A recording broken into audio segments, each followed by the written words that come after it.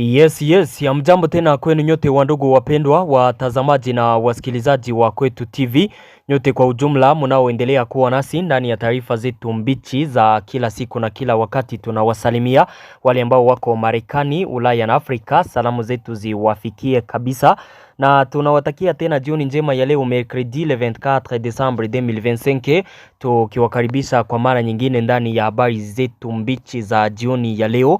Kama kawaida tumewaletea habari mbichi kuhusu hali ya usalama mashariki mwa nchi ya Kongo pamoja na taarifa mbalimbali tena tofauti zinazosemekana nchini Kongo. Habari za jioni ya leo tutawapeleka moja kwa moja ndani ya province ya Sud Kivu, territoire ya Fizi, ndani ya maeneo ya Makobola kwenye kunaripotiwa mapigano makali kati ya wazalendo na waasi wa AFC M23. Wazalendo hapo Makobola waliwasha moto kontra AFC M23 ili warekipere Makobola na vilima vya Kiringe. Tutawaambia kinachoendelea hapo kwenye uwanja wa vita. Tumewaletea habari mbichi ndani ya maeneo ya Fizi katika kijiji cha Kafulo. Kituo cha afya hakina wafanyakazi kutokana na hali ya usalama inayoendelea kuzorota, na tutawapeleka ndani ya Walikale ambapo wasi wa AFC M23 walianzisha nafasi yao mpya ndani ya eneo ya Ndoruma katika kundi la Luberike. Habari ambazo tumewaletea ni mingi sana. Unayoifuata ni Kwetu TV, kama kawaida ni channel inayokuletea taarifa za kweli tena za kuaminika kutoka mashariki mwa nchi ya Kongo. Tunawasihi kusubscribe, yani kujiabone, ili kukuwa napata habari zetu zote kwa wakati. Muendelee kucomment na kulike na kuzisambaza habari hizi kwa walio wengi ziwafikie. Mjiunge nasi na channel yetu ya WhatsApp ambapo mtakuwa napata habari zetu zote kwa wakati. Mjiunge nasi kupitia linki ambayo iko hapo chini ya titre au mtuandikie kwenye namba hiyo. Bila shaka kabisa mtakuwa napata habari zetu zote kwa wakati.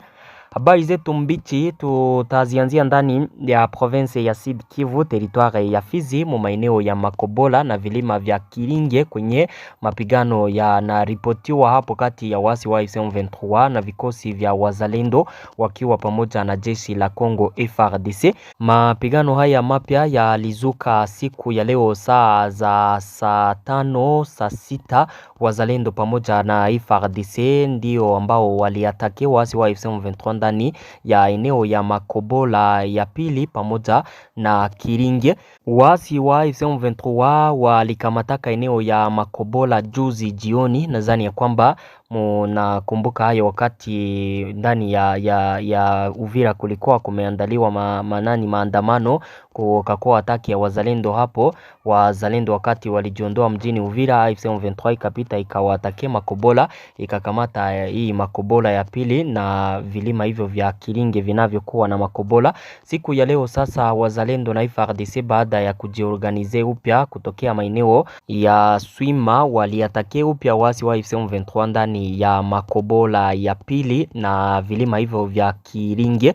Mapigano ni makali tangu saa hizo za saa 6 ambapo wazalendo na FARDC waliingia hapo kuwashambulia wasi wa AFC M23. Milipuko ya silaha nzito na nyepesi inaendelea kusikika hapo. Wazalendo na jeshi la FARDC wanaendelea kushambulia wasi hao wakitumikisha silaha nzito. Mpango ni kuwafukuza wasi hao wa AFC M23 ndani ya Makobola na kusonga mbele wakaribie mji wa Uvira ambao ungali mikono ya wasi wa AFC M23.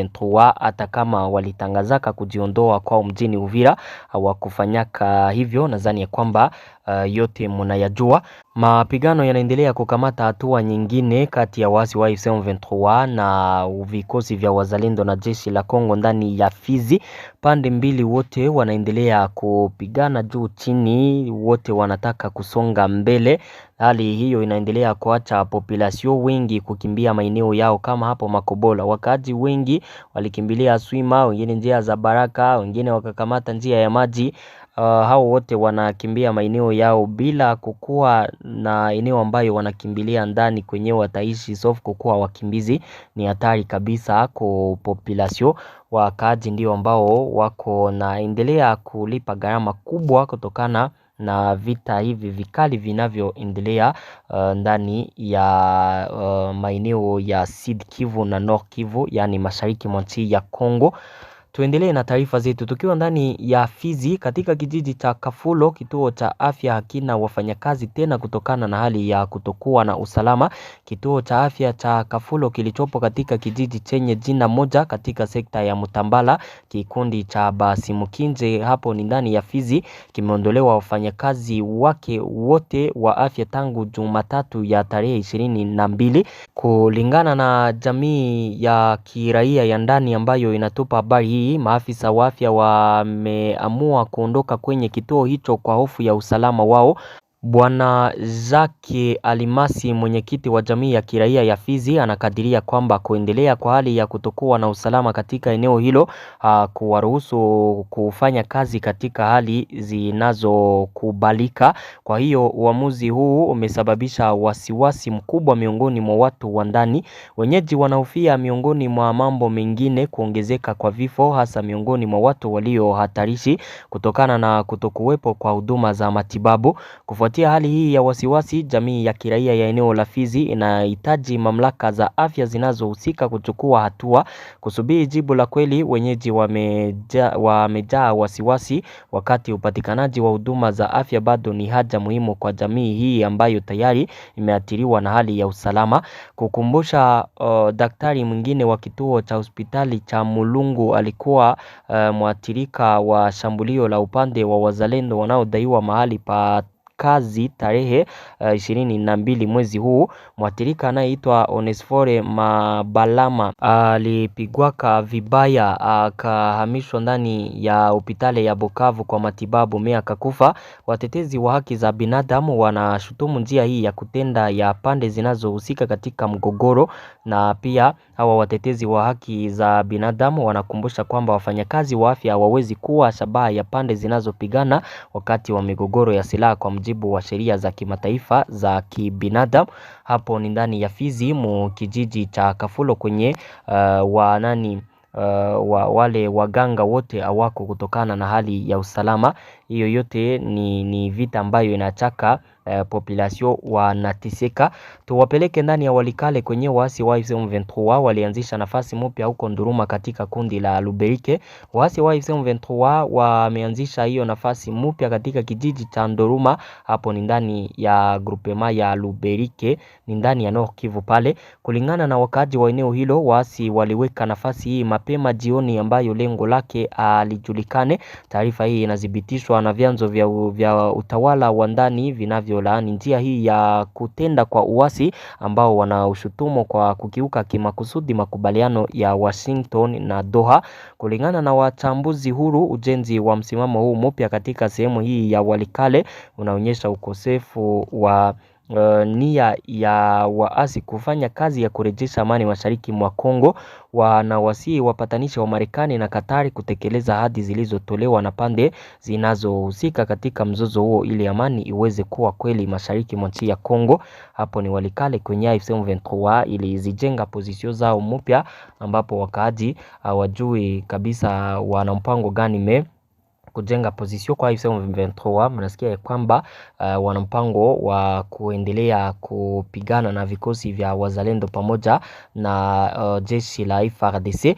Habari zetu zinaendelea, tumewaletea habari mbichi kabisa. Wapiganaji wa waasi wa M23 waliingia katika kijiji cha mpaka na kusababisha hali ya usalama kuwa mbaya kutokana na mashambulizi ya hapa na pale ambayo walikuwa wakiyapiga ndani ya kijiji hicho. Kulingana na vyanzo vya ndani vilivyowasiliana nasi, waasi hao walifyatua risasi kadhaa hewani walipofika katika kijiji hicho kilichopo kilomita 1 kutoka Kashebere. Hali hii imewatia hofu wakaaji wa eneo hilo.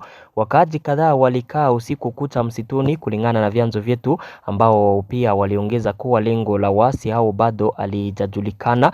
Wakaaji waliokuwa wakirejea kijijini taratibu Jumatano asubuhi walibaini kuwa mali zao zilizotelekezwa wakati wa mkanyagano hazikuathiriwa. Baada ya uvamizi huo, waasi wa M23 walibeba vitu vitu vingi ndani ya kijiji hicho kulingana na vyanzo vyetu. Hapo ni mteritware ya Masisi kwenye ndani ya kijiji cha mpaka wasi wa M23 walipie na kubeba vitu vya wakaaji tofauti na kusababisha hofu kubwa ndani ya population kutokana na kushambulia hapa na pale ndani ya kijiji hicho. Tuendelee na taarifa zetu, tuwapeleke ndani ya Haut-Katanga kwenye watu wasiokuwa na uhai 23 walipatikana ndani ya mlima ambao unaitwa Seti. Hapo ni ndani ya maeneo ya juu ya quartier ya Whisky. Taarifa hiyo ilithibitishwa na jeshi la Kongo. Komanda wa region ndani ya eneo hiyo General Dika Pembe alisema ya kwamba wale watu ambao walipoteza maisha yao ama watu hao ambao walikutanwa wamekufa kuko wanaume 22 pamoja na mwanamke mmoja, na alisema ya kwamba watu ambao walikuwa suspecte na tukio hilo walishakamatwa. Alisema ya kwamba hao watafuatiliwa na mahakama itakuja kufanya kazi yake. Taarifa kutoka kwa uongozi wa Haut-Katanga wanasema kwamba motare moja ndiye ambaye alikuja kuwaambia kuhusu watu hao ambao waliuawa baada naye ya kuokoka mikononi mwa hao wauaji ambao walikuwa wamemkamata, na wakati walikuwa wakiua hao wengine wakazani naye walimuua, na baada ya hapo akakimbia. Ndipo alifika ndani ya quartier akaambia uongozi jinsi hali ilipitika, watu jinsi waliuawa. Mashirika ya kiraia yanasema kwamba usalama kidogo unaendelea kukamata hatua nyingine ndani ya Haut-Katanga, na wanatoa wito kwa uongozi wa Katanga kukamata hatua ili kusimamisha hali mbaya kama na hiyo inayoendelea kukumba eneo ya Katanga, na pia wanataka uongozi wa Katanga kukamata wale wote ambao walihusika na vifo vya watu hao ili kuonesha ya kwamba hali hiyo iko maîtrisée, population wasiendelee kukua na woga na wasiwasi mkubwa kutokana na hali ya usalama inayoendelea kuzorota huko. Tuelekee ndani ya Kindu. Meya wa Kindu Augustin Atibo Mulamba alitangaza kupiga marufuku rasmi kuvaa au kuuza au kumiliki au hata kusambaza ile mayo ya beji yoyote yenye maandishi Visit Rwanda. Uamuzi huu ulitangazwa hadharani weekend iliyopita wakati wa mahojiano na vyombo vya habari vya hapa. Kulingana na Augustin Atibo Mulamba, huduma za usalama hivi karibuni ziligundua mtandao unaohusika katika uuzaji na usambazaji. Huduma zimewakamata vijana wapatao 20 ambao tayari wamevaa fulani hizi ambazo zimeandikwa Visit Rwanda. Mamlaka ya jiji inabainisha kuwa marufuku hiyo inahusu aina yoyote ya utangazaji wa moja kwa moja au usio wa moja kwa moja unaohusiana na Rwanda. Inaonya mtu yeyote anayepatikana akimiliki, kuuza, kusambaza au kutumia nembo hizi akitangaza adhabu kali dhidi ya wahalifu. Meya wa Kindu hatimaye anawataka wananchi kuonyesha umakini, uzalendo na uwajibikaji wa kiraia na kushirikiana na vyombo vya usalama kukemea shughuli yoyote kama hiyo. Kulingana na ofisi ya meya, hatua hii inalenga kulinda utulivu wa umma, mshikamano wa kijamii na uadilifu wa kitaifa katika muktadha nyeti hasa wa kikanda. Hapo ni ndani ya Kindu. Nadhani ya kwamba tuko naendana 5 kwa 5. Taarifa zetu zinaendelea ndani ya vita vinavyoendelea mashariki mwa nchi ya Kongo. Naibu wa kitaifa Steven Bikai anatoa fursa ya kutumia kikosi cha kuingilia kati kwa ajili ya Jamhuri ya Kidemokrasia ya Kongo. Katika taarifa aliyoisambaza siku ya leo, rais wa kitaifa wa chama cha Labor Pete alikumbuka kwamba mnamo 2013 wakati wa kuanguka kwa Goma, Baraza la Usalama la Umoja wa Mataifa lilionyesha ujasiri kupitia azimio 2098 ilianzisha kikosi cha kuingilia cha MONUSCO. Kikosi hiki pamoja na mamlaka yake ya mashambulizi yasiyo na kifani pamoja na FARDC kilishinda M23 kulingana na Steve Steven Bikai ushindi wa kimkakati tena kulingana naye ambao uliipa Kongo karibu mwongo mmoja utulivu wa kiasi. Kipindi hiki kuanzia 2013 hadi 2021 kilikusudiwa kuwa cha kihistoria. Ilikuwa wakati wa kutengeneza silaha ya mwisho ya uhuru wetu. Jeshi la kitaifa lilirekebishwa la kitaalamu lenye uwezo wa kulinda uadilifu wa eneo hilo peke yake. Fursa hii ilitolewa kafara kwa madhabahu ya ujanja wa kisiasa, ufisadi wa kimfumo na ukosefu dhahiri wa maono ya kimkakati. Nisema kwamba tunalaani vikali kutoweza kwa serikali wakati huo chini ya urais wa Joseph Kabila kubadilisha muhula huu kuwa amani ya kudumu. FARDC ilibaki kuwa taasisi dhaifu. Serikali zilizofuata ziliriti mfumo huu ulioshindwa na kubeba mzigo mzito wa kurekebisha katika muktadha ambao umekuwa wa wadui zaidi. Alisema hayo. Kulingana na Steve Mbikai, mwitikio wa kimataifa leo kwa uchokozi wa Rwanda hautoshi. Alisema kwamba leo M23 barakoa ya Rwanda imeibuka tena kwa nguvu ya kutisha, inataka na inapora na inaua, ingawa majibu ya kimataifa yapo hayatoshi. Haina mshikamano, nguvu na nia thabiti. MONUSCO licha ya kujitolea kwa wanajeshi wake inaonekana kuwa imekwama katika mamlaka ya ulinzi ambayo hayafai vita visivyo vya kawaida vinavyowekwa juu yetu. Akikabiliwa na uchungu huu, Steven Bikai anaamini kwamba hatua nusu ni usaliti. Anasisitiza kwamba ni wakati wa kudai hatua zinazolingana na janga la kibinadamu. Akasema kwamba kwa hivyo tunatoa wito mzito kwa Baraza la Usalama la Umoja wa Mataifa na Umoja wa Afrika, wakati umefika wa kuunda kikosi kipya cha kimataifa cha kuingilia na kulinda usalama kwa mashariki mwa Kongo. Ikiwa hili litaonekana kuwa haliwezekani, basi lazima kuwe na uimarishaji mkubwa na uundaji upya wa mamlaka ya kikosi cha sasa cha SADC SAMI RDC, tukikipa kipaumbele zaidi ya kutoathiri makundi yenye silaha. Alipendekeza haya. Steven Bikai pia anafafanua kwamba kikosi hiki lazima kiwe na mamlaka isiyo na utata. Mamlaka ya kwanza, kushambulia na kulenga, kuwinda, kuondoa na kuangamiza kijeshi vikundi vyenye silaha vinavyo kana mamlaka ya serikali, huko kipaumbele kikipewa M23 pamoja na FDLR.